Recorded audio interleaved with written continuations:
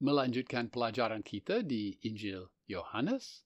Sekarang kita melihat percakapan antara utusan-utusan dari Yerusalem dan Yohanes, yaitu Yohanes Pembaptis. Itu pasal 1 ayat 19 sampai 28.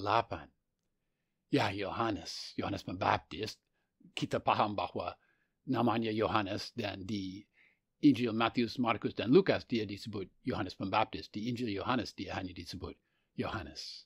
Yohanes itu meringkaskan seluruh pelayanan perjanjian lama. Ungkapan dan kata Mesias, Elia, Nabi yang akan datang, suara yang berseru di padang gurun, dan domba Allah. Ungkapan seperti itu mungkin tidak begitu berarti bagi orang bukan Yahudi. Tetapi bagi orang Yahudi, ungkapan-ungkapan itu mempunyai arti yang besar. Bila Yohanes Pembaptis berkata berkali-kali bahwa Yesuslah yang saya ceritakan, Yesuslah yang saya khotbahkan, dan sebagainya, Yohanes memahami hukum Musa dan bahwa hukum Musa itu merujuk pada Mesias dan Yesus Kristus. Maka di Galatia pasal 3 ayat 24 kita membaca, jadi hukum Taurat adalah penuntun bagi kita sampai Kristus datang supaya kita dibenarkan karena iman. Dan juga Roma pasal 10 ayat 4, sebab Kristus adalah kegenapan hukum Taurat sehingga kebenaran diperoleh tiap-tiap orang yang percaya. Di sini, di dalam Yohanes pasal 1 ayat 19 sampai 28, kita melihat percakapan Yohanes Pembaptis dengan utusan-utusan dari pemimpin-pemimpin Yahudi di Yerusalem. Mereka sama sekali tidak biasa dengan orang seperti Yohanes Pembaptis. Yohanes Pembaptis tidak mau berbicara mengenai dirinya sendiri. Dia mengambil setiap kesempatan untuk menceritakan Tuhan Yesus Kristus, untuk mengemukakan Tuhan Yesus Kristus di dalam percakapan. Lihatlah, utusan-utusan tambah frustrasi dengan sikap yang luar biasa, sikap Yohanes Pembaptis yang luar biasa. Ya, pasal 1 ayat 19. Dan inilah kesaksian Yohanes ketika orang Yahudi dari Yerusalem mengutus beberapa imam dan orang-orang Lewi untuk menanyakan dia, siapakah engkau? Perlu digarisbawahi, inilah kesaksian Yohanes. Yohanes di sini, memang ini Yohanes Pembaptis yang sungguh berada di situ pada waktu itu dan ini sungguh terjadi. Tetapi pada saat yang sama, Yohanes Pembaptis adalah saksi yang ideal, teladan bagi kita. Mengapa mereka mengutus utusan-utusan ke wilayah itu untuk bertemu dengan Yohanes? Ya, menurut Matius pasal 3 ayat 5, datanglah kepadanya Yerusalem dan seluruh Yudea dan seluruh daerah sekitar Yordan. Ya, Yohanes Pembaptis adalah pengkhotbah yang sangat populer.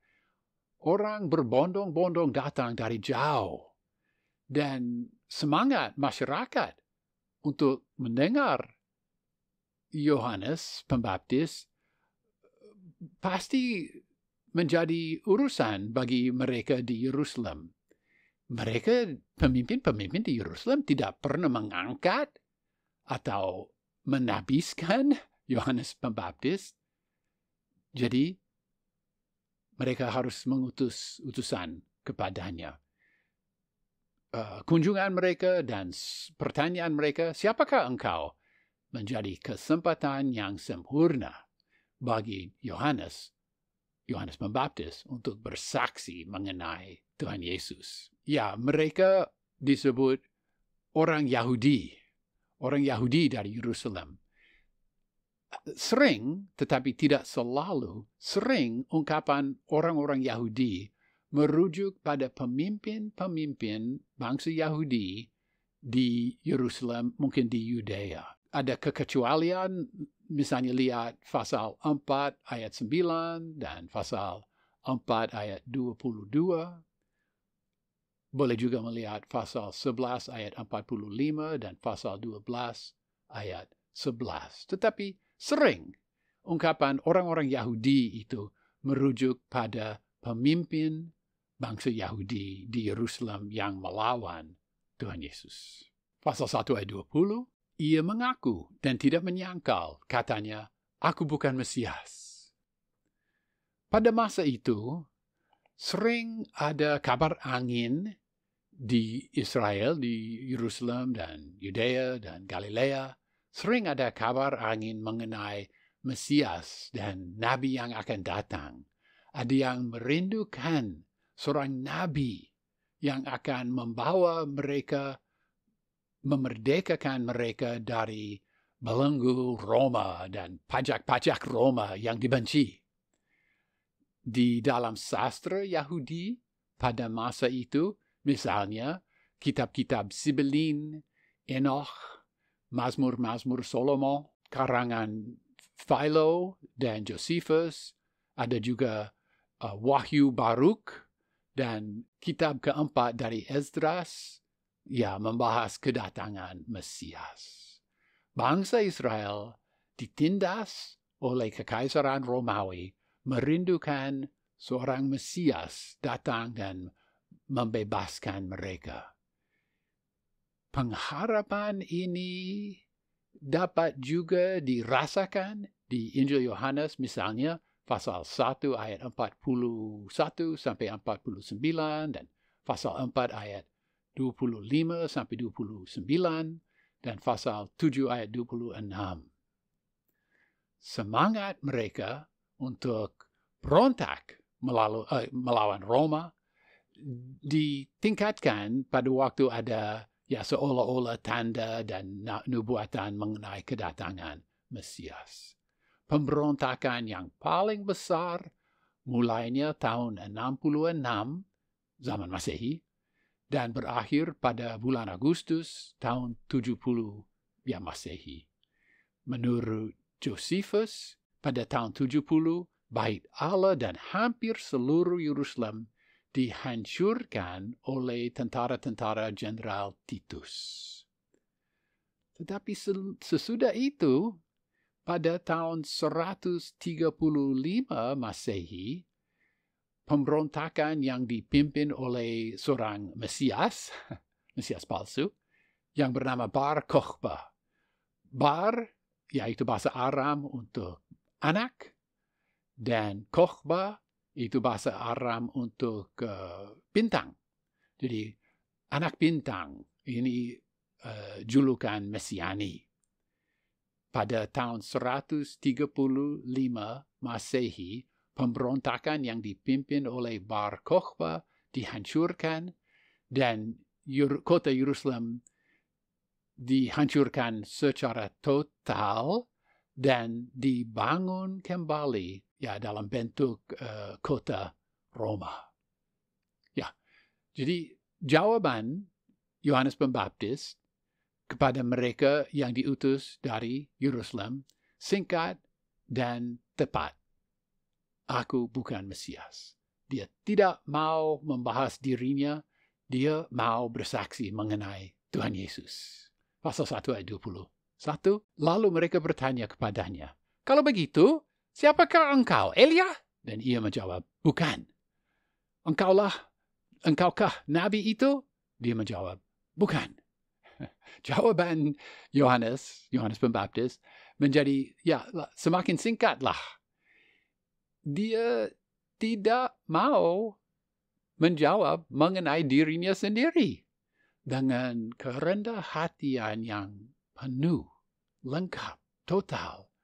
Yohanes Pembaptis menolak. Dia tidak mau dianggap Elia, walaupun julukan itu diberikan kepadanya secara kiasan oleh Tuhan Yesus di dalam Matius pasal 11 ayat 14. Dan jika kamu mau menerimanya, ialah Elia yang akan datang itu, kata Tuhan Yesus Kristus. Menurut Maleakhi pasal 4 ayat 5, Nabi Elia akan diutus ke bangsa Israel. Ayat itu, Maleakhi pasal 4 ayat 5, sesungguhnya aku akan mengutus Nabi Elia kepadamu menjelang datangnya hari Tuhan yang besar dan dahsyat itu. Juga di Injil Markus pasal 8 ayat 27 dan 28 sangat nyata bahwa bangsa Israel pada masa itu menantikan kedatangan Elia. Markus pasal 8 kita membaca, kemudian Yesus beserta murid-muridnya berangkat ke kampung-kampung di sekitar Kaisarea Filipi. Di tengah jalan, ia bertanya kepada murid-muridnya, katanya, kata orang, siapakah aku ini? Jawab mereka, ada yang mengatakan Yohanes Pembaptis, ada juga yang mengatakan Elia, ada pula yang mengatakan seorang daripada nabi. Pada masa itu, bangsa Yahudi juga menantikan kedatangan seorang nabi. Lihat misalnya Matius pasal 16 ayat 14 dan Markus pasal 6 ayat 15. Ya. Mungkin rupanya pengharapan ini muncul dari Ulangan pasal 18 ayat 15. Seorang nabi dari tengah-tengahmu, dari antara saudara-saudaramu, sama seperti aku, akan dibangkitkan bagimu oleh Tuhan Allahmu. Dialah yang harus kamu dengarkan. Mungkin itu sumber pengharapan itu, ayat itu, tetapi sarjana menjelaskan bahwa ayat itu jarang dibahas oleh orang Yahudi pada masa itu. Di dalam Makabeus pasal 14 ayat 41, kedatangan seorang nabi yang setia juga disebut. Nah, memang 1 Makabeus itu di luar firman Tuhan, tetapi memang menceritakan budaya yang ada pada masa itu. Ya, pasal 1 ayat 22, maka kata mereka kepadanya, siapakah engkau? Sebab kami harus memberi jawab kepada mereka yang mengutus kami. Apakah katamu tentang dirimu sendiri? Wah, nada frustrasi itu nyata. Mereka tidak pernah bertemu orang seperti Yohanes yang biasanya orang mau bicara mengenai diri mereka, tetapi dia tidak mau. Dia mau berbicara mengenai Tuhan Yesus Kristus. Ketiga, penyangkalan Yohanes tidak memuaskan mereka yang diutus. Pertanyaan mereka, siapakah engkau? Apakah katamu tentang dirimu sendiri? Tidak memberi lowongan lagi bagi Yohanes untuk menghindari dirinya sendiri. Kira-kira dia terpaksa harus bicara mengenai dirinya sendiri. Apa yang akan dia katakan? Pasal 1 ayat 23. Jawabnya, akulah suara orang yang berseru-seru di padang gurun. Luruskanlah jalan Tuhan, seperti yang telah dikatakan Nabi Yesaya. Senyum di muka Yohanes hampir nampak bagi kita. Seolah-olah dia baru sekarang paham bahwa mereka mau penjelasan mengenai dirinya sendiri. Dan apa penjelasannya? Aku hanya suara. Luar biasa orangnya. Kita melihat bagaimana caranya Yohanes Pembaptis ini tetap selalu bicara mengenai Tuhan Yesus Kristus. Hampir tidak dapat bicara mengenai dirinya sendiri. Dia tidak mau mendirikan kerajaannya sendiri. Dia hanya mau mengagungkan dan membicarakan dan bersaksi tentang Tuhan Yesus dan kerajaannya. Memang masa kini kita mungkin melihat bahwa banyak pemimpin-pemimpin Kristen mau membangun suatu kerajaan untuk dirinya sendiri. Tetapi itu tidak menjadi masalah bagi Yohanes Pembaptis. Kutipan ini dari Yesaya pasal 40 ayat 3 memang sesuai dengan konteks kita Karena di dalam Yesaya, bagian luas Yesaya pasal 40-66, berita baik mengenai pembebasan dari pembuangan Babel melalui perintah Koresi bersatu atau bergabung dengan berita baik mengenai kemerdekaan melalui karya hamba Allah. Pasal 1 ayat 24. Dan di antara orang-orang yang diutus itu ada beberapa orang Farisi.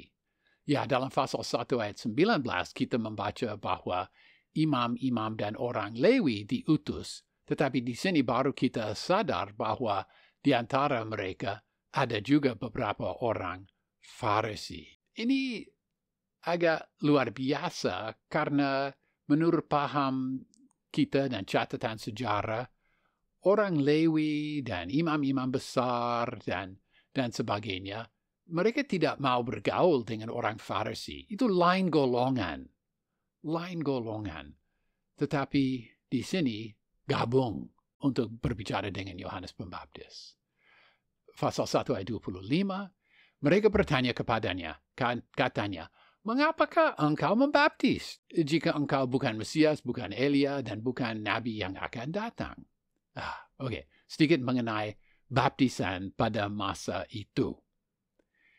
Pada masa itu, orang Yahudi mungkin membaptiskan bukan Yahudi yang mau bergabung dengan agama Yahudi. Jadi Yahudi membaptis bukan Yahudi. Dan juga Yahudi kadang membaptis diri mereka. Pasti mereka tidak memakai istilah baptis yang berasal dari bahasa Yunani, tapi mereka masuk ke dalam kolam air itu. Jadi ada Yahudi membaptis bukan Yahudi, ada Yahudi membaptis diri mereka, tetapi ini luar biasa. Yohanes Pembaptis membaptiskan orang Yahudi. Dia seperti menurut mata orang aneh. Ini Yahudi membaptis Yahudi, ini tidak terjadi. Mengapa kamu membaptis orang seperti itu? Jadi dia ditanyakan mengenai baptisan. Oh ya, sambil jalan boleh dikatakan di sini, jarang kita melihat bahwa Yohanes Pembaptis membaptiskan orang. Jarang, tetapi ini satu tempat di mana memang Yohanes Pembaptis menjelaskan mengenai baptisan. Pasal 1 ayat 26, Yohanes menjawab mereka, katanya, "Aku membaptis dengan air, tetapi di tengah-tengah kamu berdiri dia yang tidak kamu kenal." Lihat, satu bagian dari kalimat, dia memakai kata ganti orang aku. Jarang. Aku membaptis dengan air. Dan sesudah pernyataan singkat itu, dia langsung meloncat, "Tuhan Yesus, tetapi di tengah-tengah kamu berdiri dia yang tidak kamu kenal." Luar biasa sikap Yohanes. Dia mau bicara mengenai Tuhan Yesus Kristus. Mengapa aku membaptis? Karena dia yang berdiri di tengah-tengah kamu. Rupanya Tuhan Yesus ada di situ, di antara mereka yang gabung di situ. Pasal 1 ayat 29. Yaitu dia yang datang kemudian daripadaku, membuka tali kasutnya pun aku tidak layak.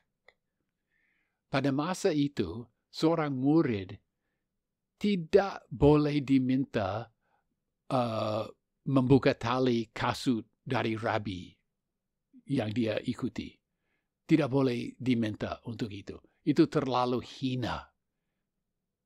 Tetapi di sini, Yohanes berkata, "Aku tidak layak membuka tali kasut Yesus itu." Ini suatu pernyataan kerendah hatian dan luar biasa ini. Dia paham keagungan Yesus itu. Luar biasa. Dia paham mengenai kemuliaan Yesus itu. Luar biasa. Kata terakhir dalam bagian ini, pasal 1 ayat 28. Hal-hal ini terjadi di Betania yang di seberang sungai Yordan, di mana Yohanes membaptis. Betania? Di pasal 11 ayat 1 kita membaca bahwa Lazarus, Miriam, dan Marta diam di suatu kampung yang bernama Betania. Tetapi itu dekat Yerusalem, bukan di seberang sungai Yordan. Ya, ini bukan kontradiksi. Rupanya ada dua kampung dengan satu nama Betania. Biasanya di dunia ini tidak terjadi, tetapi tidak ada peraturan seperti itu pada masa yang dibahas di sini. Ya, wah. Jadi di dalam percakapan ini antara Yohanes Pembaptis dan para utusan dari Yerusalem, kita sempat melihat sikap saksi yang ideal. Dia tidak mau berbicara mengenai dirinya. Dia hanya mau berbicara mengenai Tuhan Yesus. Ia menjadi teladan yang hebat bagi kita.